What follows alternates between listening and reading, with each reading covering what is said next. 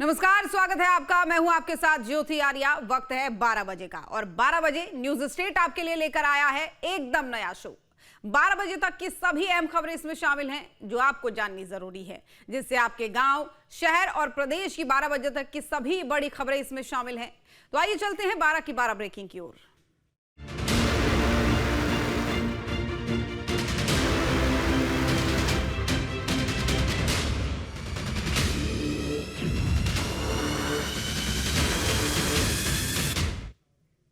और शुरुआत करेंगे धार से आ रही बड़ी खबर के साथ, जहां भोजशाला मामले की आज सुनवाई होनी है। इंदौर हाई कोर्ट में मामले की सुनवाई होगी और कोर्ट में खोली जाएगी एएसआई की सर्वे रिपोर्ट। सुप्रीम कोर्ट के निर्देश पर यह सुनवाई होनी है और एएसआई ने 98 दिनों तक भोजशाला का सर्वे किया था और उसी पर यह पूरी रिपोर्ट तैयार है जो आज कोर्ट में पेश होनी है। तो इस रिपोर्ट के आधार पर सुनवाई होगी और सहयोगी सचिन बैरानी फोन लाइन पर जुड़ गए हैं। सचिन, कब तक होगी सुनवाई? देखिए, इस पूरे मामले में 62वां नंबर 62 नंबर है सुनवाई का। और अभी देखने वाली बात होगी कि कितने देर में अभी सुनवाई चालू होगी, क्योंकि 11 बजे से कोर्ट खुल चुकी है और अपना कामकाज शुरू हो चुका है।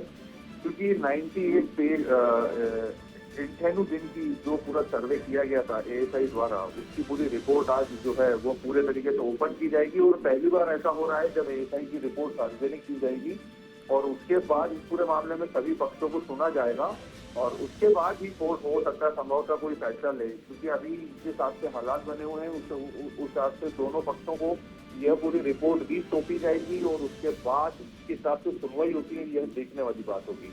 जी बिल्कुल। अब ऐसे में देखिए, क्योंकि 98 पन्नों की रिपोर्ट है तो जाहिर सी बात 98 दिनों तक ये जो पूरी सर्वे हुई है, तो इसमें उम्मीद क्या जताई जा रही है? क्या लगता है, क्या संभावना हो सकती है?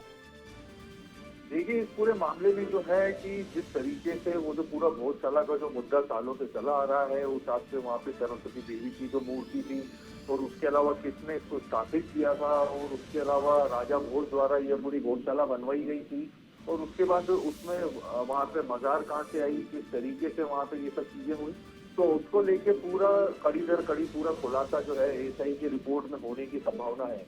और तो उसके बाद ही इस चीज का पूरा जो है निष्कर्ष निकलेगा कि वहाँ पे पूजा अर्चना ही की जाएगी या वहाँ पे नमाज भी अदा होगी। लेकिन जब तक यह पूरा फैसला नहीं आता है, पूरी सुनवाई नहीं होती है, तब तक जो स्थिति आज की तारीख में जैसी है वैसी ही। बिल्कुल। अब क्या कुछ बड़ा निकल कर सामने आएगा इस सुनवाई में? आप भी नजर बनाए रखिएगा। बहुत धन्यवाद आपका।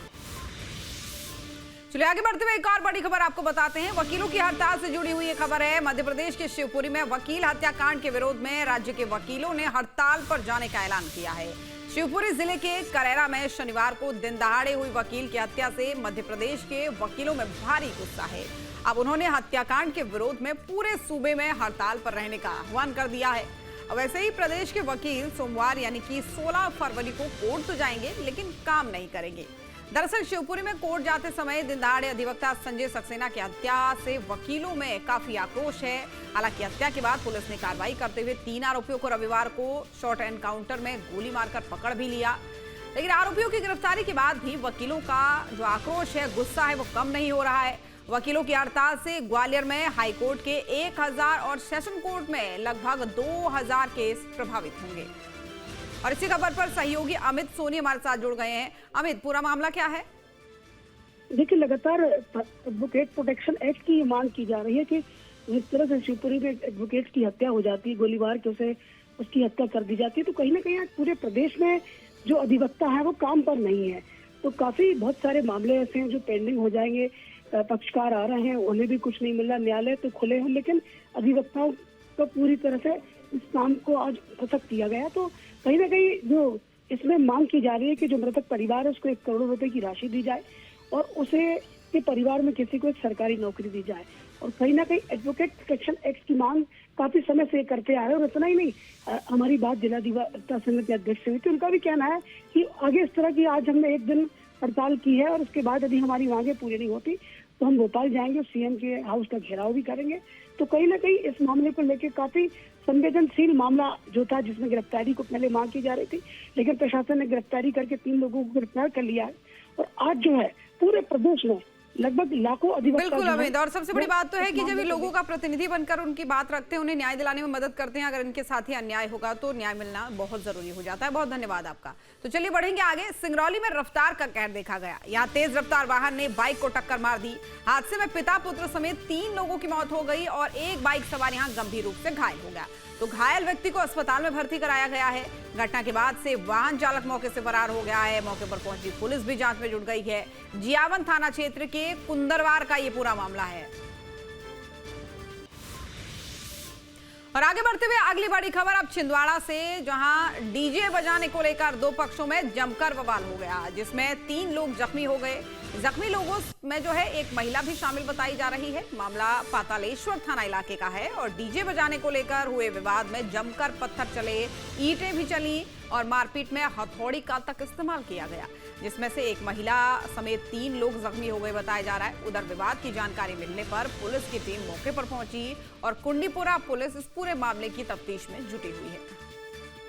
और इसी खबर पर सहयोगी महेश चांडक हमारे साथ जुड़ चुके हैं। महेश, क्या है पूरा मामला, क्यों ये मारपीट हुई है? कल महाशिवरात्रि के पर्व को लेकर के पतालेश्वर धाम जो है वहां पर सभी लोग एकत्रित हुए थे और दर्शन करने के लिए लोग जा रहे थे, पर जगह जगह भंडारे और डीजे बज रहे थे। डीजे बजाने को लेकर के 2 पक्षों में इतना जमकर विवाद हुआ कि जिससे लगभग 3 लोग जो थे वो घायल हुए हैं और उनको जिला अस्पताल में भर्ती कराया गया, जिसमें से एक महिला है जिसकी हालत गंभीर बताई जा रही है। विवाद डीजे बजाने को लेकर के हुआ था और क्योंकि महाशिवरात्रि का पर्व था, इस समय सभी लोग वहां पर एकत्रित थे और पुलिस जो है तत्काल वो मौके पर पहुंची, मामले को किसी तरह से शांत कराया, घायलों को अस्पताल पहुंचाया गया और मामले की पुलिस जांच कर रही है कि विवाद क्यों उत्पन्न हुआ और इस विवाद का कारण क्या बना। इस पर अब पुलिस गहन जांच कर रही है। कुंडीपुरा पुलिस ने मामले को जांच में लिया हुआ है। संदिग्ध एक आरोपी को पुलिस ने अभी अपने गिरफ्त में लिया हुआ है, पूछताछ उससे की जा रही है। बिल्कुल पूछताछ की जानी चाहिए, लेकिन कि जो डीजे बज रहा था ये क्या समय अवधि के पहले बज रहा था, ये बाद में? क्योंकि जगह जगह पर समय निर्धारित होते हैं कि शाम में इतने बजे के बाद डीजे नहीं बजाए जाएंगे। चलिए ठीक है, बहुत धन्यवाद आपका तमाम जानकारी साझा करने के लिए। तो देखिए, डीजे बजाने को लेकर विवाद हुआ और विवाद इतना बढ़ गया कि मारपीट हो गई। 2 पक्षों में काफी मारपीट हुई, लाठी डंडे चले, ईंट पत्थर चले, यहाँ तक कि 3 लोग इस पूरे मामले में जख्मी भी हो गए। हालांकि पुलिस अब पूरे मामले की तफ्तीश कर रही है। और इंदौर के रावजी बाजार इलाके में शुक्रवार रात दिल दहला देने वाली एक घटना सामने आई, जहां पत्नी से विवाद के बाद से एक युवक ने अपने 2 मासूम बच्चों के सामने फांसी लगाकर जान दे दी। क्या है पूरा मामला, इस रिपोर्ट में देखिए।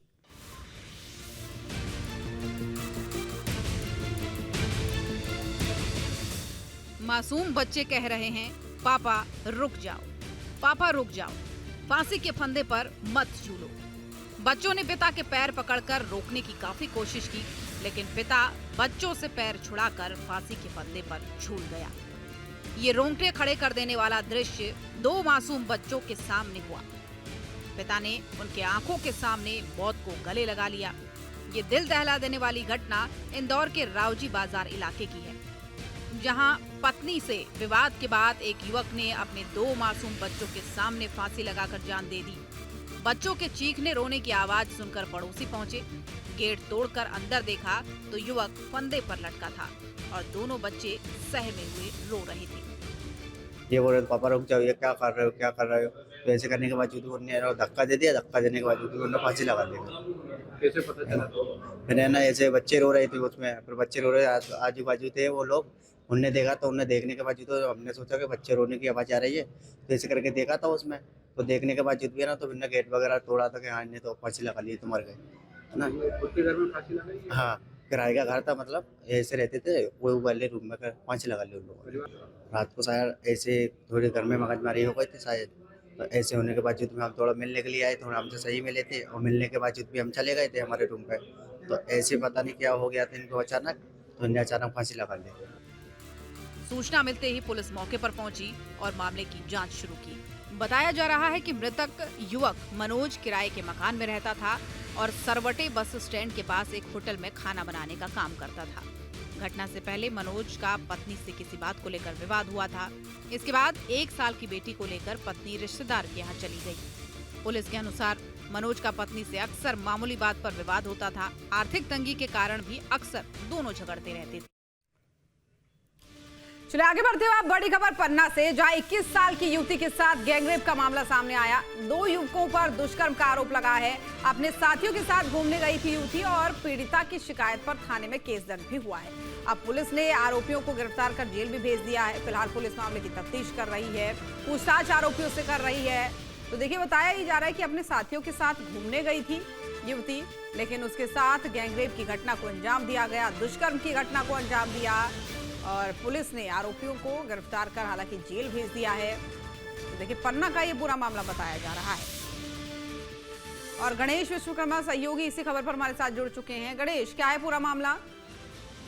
देखिए, बिल्कुल यह जो मामला है पन्ना जिले के अमानगंज थाना क्षेत्र से सामने आया है, जहां पर अमानगंज थाने में एक 21 वर्षीय युवती ने पहुंचकर शिकायत की और उसने बताया कि वह अपने 2 दोस्तों के साथ अमानगंज क्षेत्र के पंडवन स्थल पर घूमने गई थी। इसी दौरान वहां पर 2 बदमाश युवक आए और उन्होंने जबरन युवती के साथ दुष्कर्म की वारदात को अंजाम दिया। इस शिकायत के आधार पर अमानगंज थाना पुलिस ने मामला दर्ज किया और आरोपियों को तत्काल प्रभाव से गिरफ्तार कर लिया, जिसके उपरांत उन्हें न्यायालय में पेश किया और न्यायालय में पेश करने के बाद जेल भेज दिया। तो कुल मिलाकर कहा जाए कि जिस प्रकार से जो मामला सामने आया है वो कहीं न कहीं गंभीर मामला है और युवती के साथ दुष्कर्म की घटना हुई है। कुल मिलाकर सामूहिक दुष्कर्म हुआ है और 2 युवकों पर इस दुष्कर्म की वारदात को अंजाम देने का आरोप लगाया गया है, जिसके बाद पुलिस ने मामला दर्ज किया और गिरफ्तार कर आरोपियों को जेल भेज दिया। जी, आरोपियों की तरफ से कोई खुलासा अभी तक हुआ हो? देखिए, जिस प्रकार से पुलिस ने अभी इस मामले का खुलासा किया है, पुलिस का कहना है कि पीड़ित की शिकायत के आधार पर पूरा मामला दर्ज किया गया था और जांच उपरांत आरोपियों को गिरफ्तार किया गया।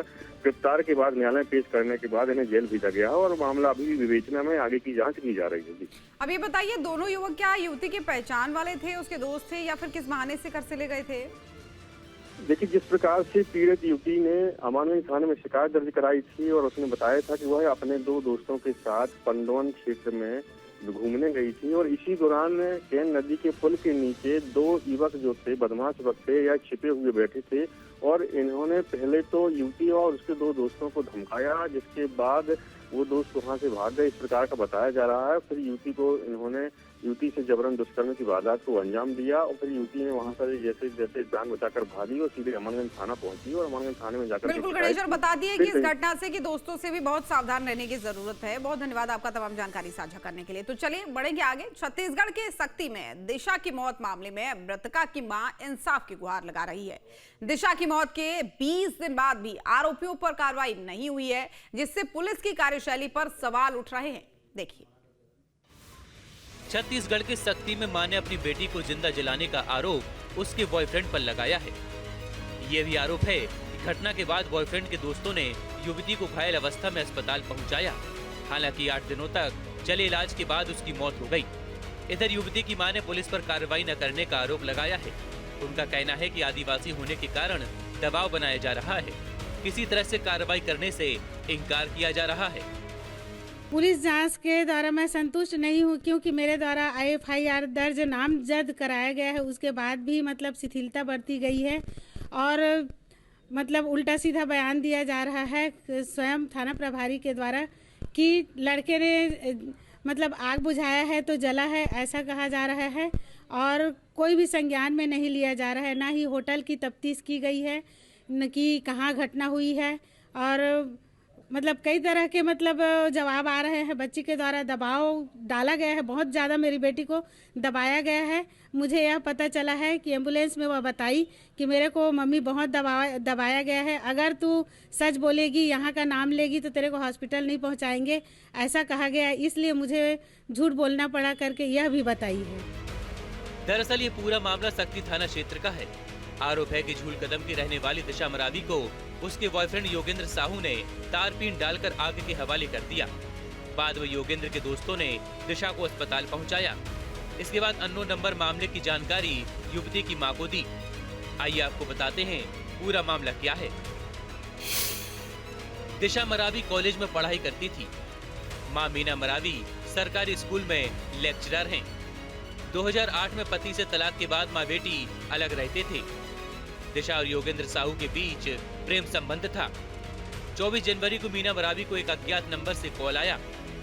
कॉल करने वाले ने बताया कि दिशा नर्सिंग होम में एडमिट है। जानकारी मिलते ही मां अस्पताल पहुंची। डॉक्टर ने दिशा को बेहतर उपचार के लिए बिलासपुर रेफर किया।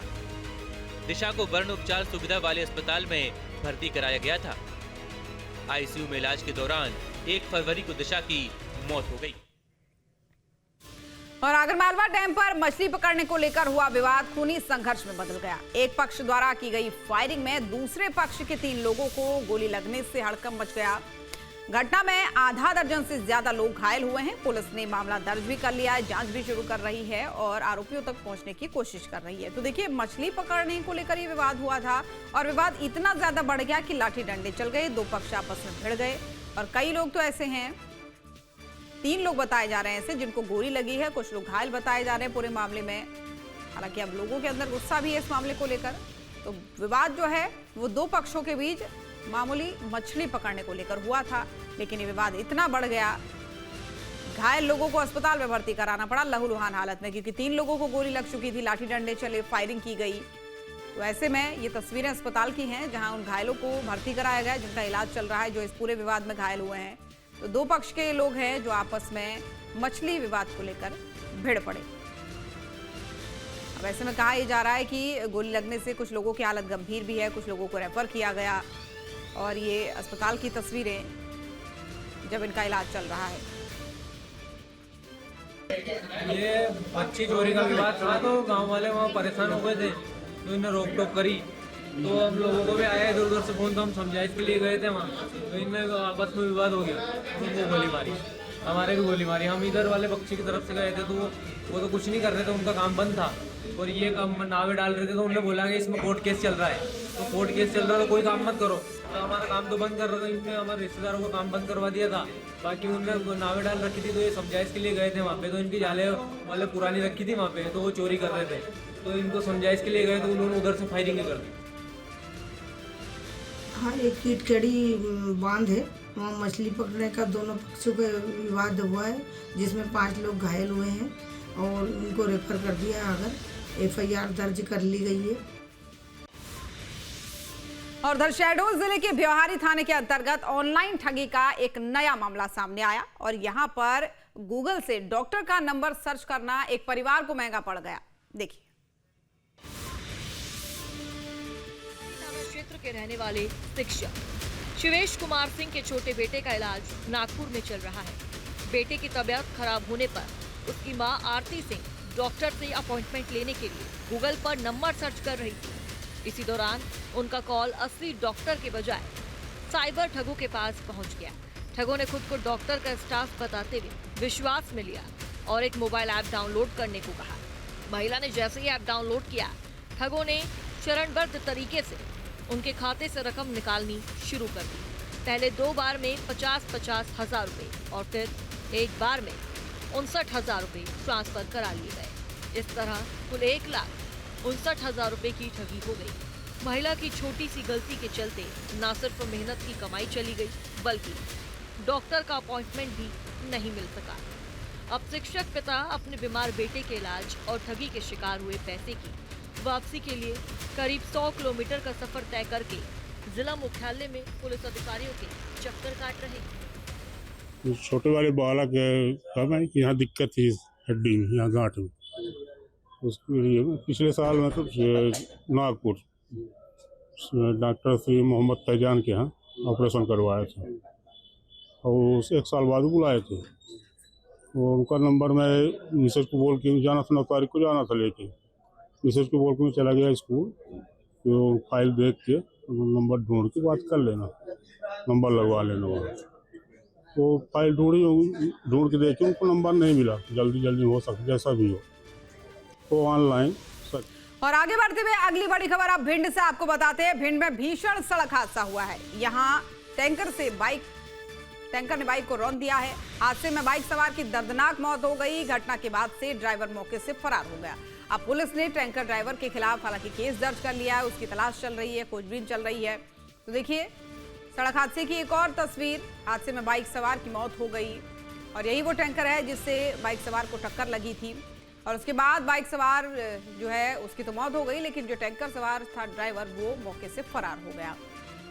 ये मौके की भीड़ भी देखिए, तमाम लोग जो वहाँ आसपास मौजूद थे अपनी गाड़ियों से जा रहे थे वो रुके और युवक को हालांकि अस्पताल में भर्ती कराने की सोची, लेकिन तब तक युवक की जान जा चुकी थी। अब पुलिस पूरे मामले में तफ्तीश कर रही है, आरोपी को खोजने की कोशिश कर रही है। तो हादसे में बाइक सवार की मौत हो गई। देखिए, कई बार इस तरीके की तस्वीरें सामने आती हैं। सड़कों पर लोग ट्रैफिक नियमों का पालन नहीं करते हैं, तेज रफ्तार की कहर कई बार उनकी जान ले जाती है। कई बार लोग हेलमेट नहीं लगाते हैं, कई बार रॉन्ग साइड चलते हैं। तो तमाम ट्रैफिक नियम जो उनकी सेफ्टी के लिए बनाए जाते हैं, उनका पालन न करने के तहत उन्हें इसका गलत अंजाम भुगतना पड़ता है। और ऐसे में एक और ये तस्वीर सामने आई भिंड से, जहां तेज रफ्तार के कहर ने एक बार फिर से एक बाइक सवार की जान ले ली। एक टैंकर से टक्कर हो गई और टक्कर इतनी भीषण थी कि मौके पर ही बाइक सवार की मौत हो गई। और जैसे ही टैंकर ड्राइवर को पता चला कि युवक की मौत हो चुकी है तो उसने तुरंत मौके से भागना ही मुनासिब समझा। हालांकि पुलिस अब मामले में छानबीन कर रही है, आरोपी जो ड्राइवर है उसकी तलाश कर रही है।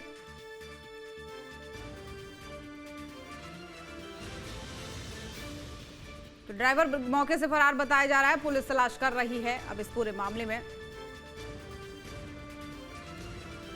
तो तेज रफ्तार का ये कहर, सड़क हादसे की ये तस्वीरें जहां टैंकर ने एक बाइक सवार को रौंद दिया, बाइक भी क्षतिग्रस्त हो गई और बाइक सवार की मौत भी हो गई। और हाईकोर्ट के आदेश के बावजूद यहां पर हड्डी फैक्ट्री रात में, आपको बता दें कि यहां चल रही थी और इसी दौरान जिसमें सतना में प्रदूषण की खबर सामने आई और बीमारियों का खतरा भी स्थानीय लोगों के जीवन में बढ़ रहा है। बता दें कि अब परेशान होकर लोगों ने इसकी शिकायत भी की है। सतना के सोहावल इलाके में स्थित एक हड्डी फैक्ट्री से स्थानीय लोग परेशान हैं। आरोप है कि हाईकोर्ट के आदेश के बावजूद ये फैक्ट्री रात के समय अवैध रूप से संचालित हो रही है, जिससे आसपास का वातावरण प्रदूषित हो रहा है और बीमारियां फैल रही हैं। बोन इंडस्ट्रीज नामक ये फैक्ट्री सुहावल स्थित देवी जी मंदिर के बगल में संचालित है, जिसके ठीक पास एक बस्ती भी बसी हुई है। फैक्ट्री से निकलने वाली हड्डियों की सड़ांध और दुर्गंध से सोहावल की बस्ती में रहने वाले लोगों का जीना मुश्किल हो गया है। उक्त के संबंध में फैक्ट्री कंपनी द्वारा माननीय उच्च न्यायालय में आवेदन लगाया गया था। आवेदन के आधार पर माननीय उच्च न्यायालय के आदेश था कि सभी विधिवत अनुमति प्राप्त करने के पश्चात ही वो पुनः चालू कर सकते हैं। इसके आधार पर हमने जांच करके, चूंकि उनके द्वारा विधिवत अनुमति नहीं पाई गई थी, जिस कारण उसको बंद कराया गया था। कोर्ट ने 13 दिसंबर 2024 को इस फैक्ट्री के प्रोपराइटर मोहम्मद असलम, जो रघुराज नगर के टोरा का निवासी है, उसके खिलाफ आदेश पारित किया था। इस आदेश में फैक्ट्री को पूरी तरह बंद करने और संग्रहित हड्डियों को हटाने का निर्देश दिया गया था। हालांकि स्थानीय नागरिकों का आरोप है कि इस आदेश का उल्लंघन करते हुए रात के अंधेरे में फैक्ट्री में काम धड़ल्ले से जारी है। संबंधित पर्यावरण विभाग, ग्राम पंचायत इत्यादि से एनओसी के पश्चात ही चालू करने के लिए माननीय उच्च न्यायालय के आदेशानुसार निर्देशित किया गया था। यदि उक्त आदेश के उल्लंघन में यदि किसी तरह के उनके द्वारा पुनः अगर चालू किया गया होगा तो सभी विभागों से एनओसी के संबंध में जानकारी प्राप्त करके उनके विरुद्ध दंडात्मक कार्रवाई करने का कार्य किया गया। स्थानीय लोगों ने बताया कि मंदिर आवासीय कॉलोनी और नेशनल हाईवे के नजदीक होने के बावजूद फैक्ट्री प्रबंधन पर्यावरणीय नियमों का उल्लंघन कर रहा है। दुर्गंध के कारण तरह तरह की बीमारियां फैल रही हैं और वातावरण पूरी तरह से प्रदूषित हो रहा है। सतना से शुभम शुक्ला के साथ टीम न्यूज स्टेट। और अब खबर छत्तीसगढ़ के मनेन्द्रगढ़ से आ रही है, जहां अमृत धारा महोत्सव में विवाद हो गया। कार्यक्रम में नाराज होकर, यानी कार्यक्रम से ही नाराज होकर नगरपालिका अध्यक्ष प्रतिमा यादव निकल गई। यही नहीं, विधायक प्रतिनिधि सूरज यादव, आपकी जगह सरजू यादव कार्यक्रम छोड़कर बाहर निकल गए। दरअसल पूरा विवाद जो है वो बैरिकेडिंग पर पुलिस के रोके जाने से शुरू हुआ था और पुलिस ने नगरपालिका अध्यक्ष की गाड़ी को भी रोक दिया, जबकि गाड़ी पर नेम प्लेट लगा था। अब नगरपालिका अध्यक्ष ने अपना परिचय भी दिया, बावजूद उन्हें जाने नहीं दिया गया, जिससे नाराज होकर नगरपालिका अध्यक्ष प्रतिमा यादव और विधायक प्रतिनिधि सरजू यादव कार्यक्रम से निकल गए।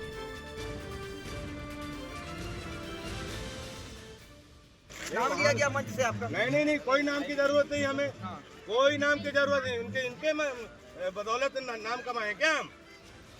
आज यहाँ कल चल देंगे। आगे बात क्या हुई? क्या गेट पे हम आ रहे थे, मंत्री जी के पीछे पीछे हम आगे पीछे हो गए। हमने बोला कि गेट खोल दीजिए, तो हमारे सामने लगा दिया।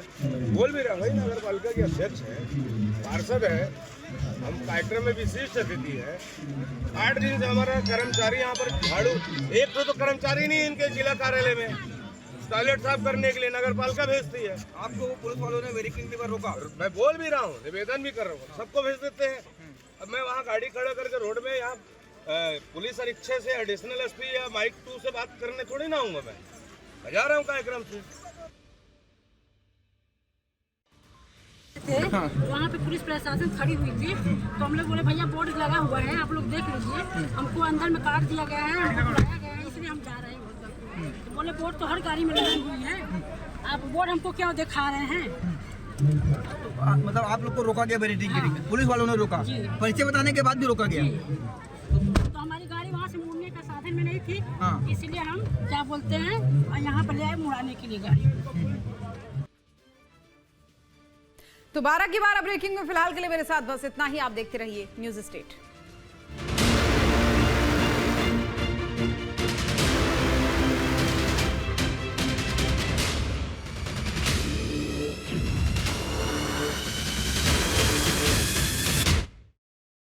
आपके मोबाइल पर तुरंत आएगी ब्रेकिंग न्यूज। स्क्रीन पर सबसे पहले दिखेगी बड़ी खबर, देश दुनिया की हर खबर एक जगह। अब आपके मोबाइल पर तुरंत फटाफट इंस्टॉल कीजिए न्यूज़ नेशन ऐप और रखिए खुद को अपडेट।